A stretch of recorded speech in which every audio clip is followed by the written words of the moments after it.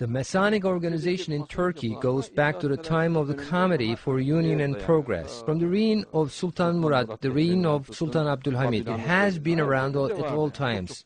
In other words, Freemasonry is very old. It has a very ancient history because it is a very ancient satanic organization. The truth of the matter is that the Ottomans were not really able to cope with them. They were unable to take any technical precautions. Only the late Atatürk was able to take a precautionary measure, as you know, closing the Masonic lodges. But at the moment, there are 5,000 registered Masons and 2,000 more unregistered and covered ones, a total of 7,000 Masons, and they are currently working in the key points of the state.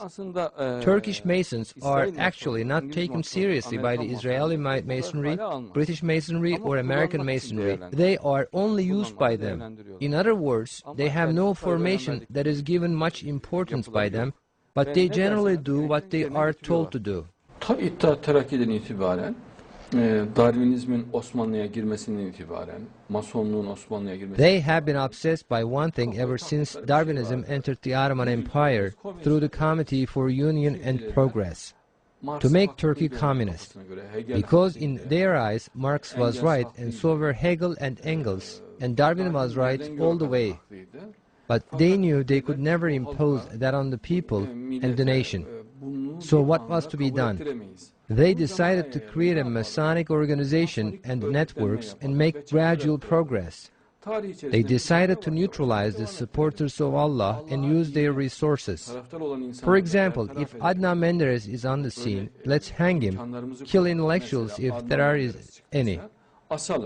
For example, if there is Harun Yahya, Adnan Oktar on the scene, let's slander him, accuse him of being mentally ill and throw him into a mental hospital and then accuse him of using cocaine, make a plot for him.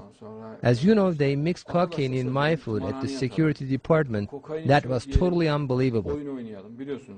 But you were cleared from that. Yes, I had been cleared from that, but see the courage they have, the courage the organization has. Türkiye'nin Masonluğu Avrupa Masonluğu'na bağlıdır. Yani İngiliz Freemasonry in Turkey is dependent on European Freemasonry. They are generally affiliated to the British, Scottish lodges, to French lodges. There are no independent Masonry in Turkey. The organization is rooted abroad, so they do what the French and British lodges tell them to do. It is they who direct events in the southeast of Turkey. The supply of arms